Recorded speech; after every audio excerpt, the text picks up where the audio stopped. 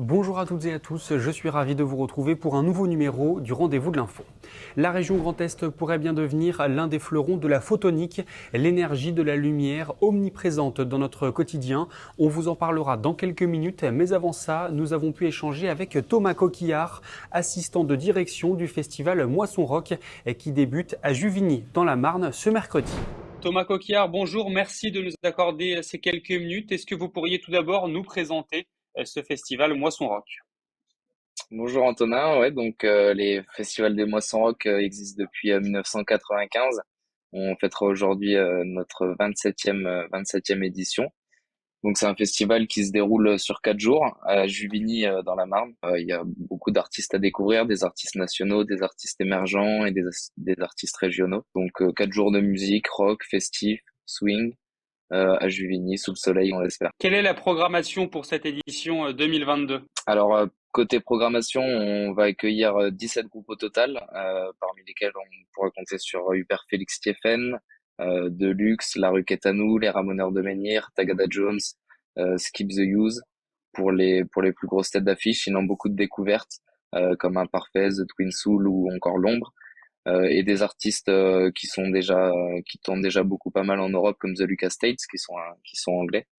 Et puis d'autres découvertes sur la petite scène régionale du Chariot. Pour les personnes qui seraient intéressées, est-ce qu'il reste encore des places? Il nous reste encore des places. Il y aura également une billetterie qui sera disponible à l'entrée du festival, mais on vous conseille quand même de réserver parce que les préventes sont déjà bien avancées. Donc pour être sûr d'être parmi nous, il faut réserver quand même. Là, on est sur les derniers jours avant le début du festival. J'imagine que les bénévoles sont aux affaires, on va dire. D'ailleurs, c'est combien de personnes mobilisées à un tel festival et quel est votre programme là d'ici le début? Bah là, ouais, tout le monde qui est en train de s'affairer dehors pour monter les barnums, les barrières, le géotextile et tout ce qui s'ensuit. Donc on est 70 adhérents dans l'association à l'année, donc 70 moissonneurs, et on va être à peu près 150 bénévoles en tout pendant les 4 jours de festival. Donc là, tout le monde est au travail et tout le monde prépare au mieux pour accueillir tous les festivaliers. C'est important d'en parler, les moyens de locomotion, comment on peut venir, comment on peut repartir, dites-nous en plus. On a des navettes qui sont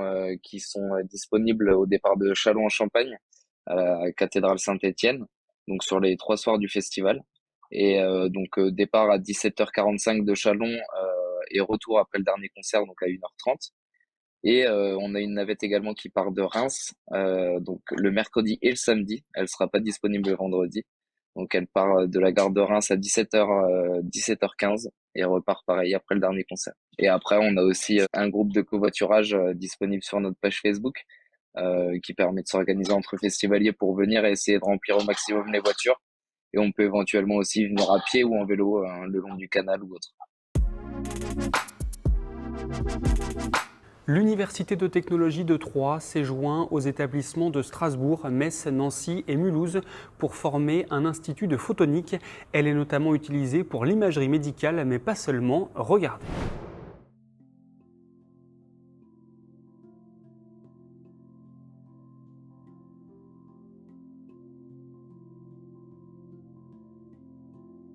Récemment, c'est monté un projet de monter un institut de photonique dans le Grand Est. Donc, je m'appelle Christophe Couteau, donc je suis enseignant-chercheur à l'UTT, un physicien. Je suis directeur du laboratoire de lumière, nanomatériaux, nanotechnologie. Donc l'idée, c'est de mettre en réseau les acteurs de la photonique, qui est une application de l'optique, pour justement différentes applications, de mettre en réseau donc des acteurs académiques et industriels autour de la formation, de la recherche et de la valorisation du transfert de technologie sur la photonique en région Grand Est.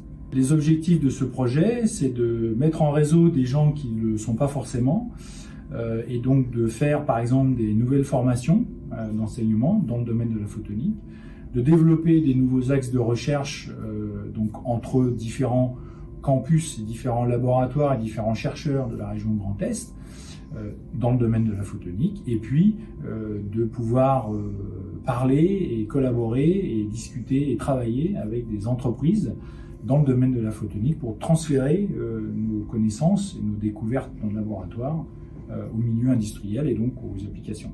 On est confronté à la photonique dans la vie de tous les jours, peut-être sans le savoir. Le meilleur exemple est la fibre optique qui arrive dans votre boîtier à la maison, puisque c'est une fibre optique et dedans vous avez de la lumière, et donc il y a un transfert d'informations, donc tout ce qu'on va regarder, tout l'internet, tout Netflix et autres applications, ça va être via la lumière qui va se propager dans les fibres optiques, être transformée en signal électrique et ensuite qu'on peut regarder sur notre ordinateur. Donc ça c'est le premier exemple, et puis après il y a d'autres exemples, sans le savoir aussi, dans le domaine médical, dans le domaine de la santé, où on va avoir des capteurs qui sont à base d'optique, et on va faire aussi de l'imagerie, par exemple avec des fibres optiques, on peut imager l'intérieur du corps humain pour détecter différentes maladies ou autres problèmes de santé. C'est la fin de cette édition. Je vous retrouve ce mardi à partir de 18h pour un nouveau numéro du Rendez-vous de l'info. Et d'ici là, l'actualité se poursuit sur nos différents sites internet.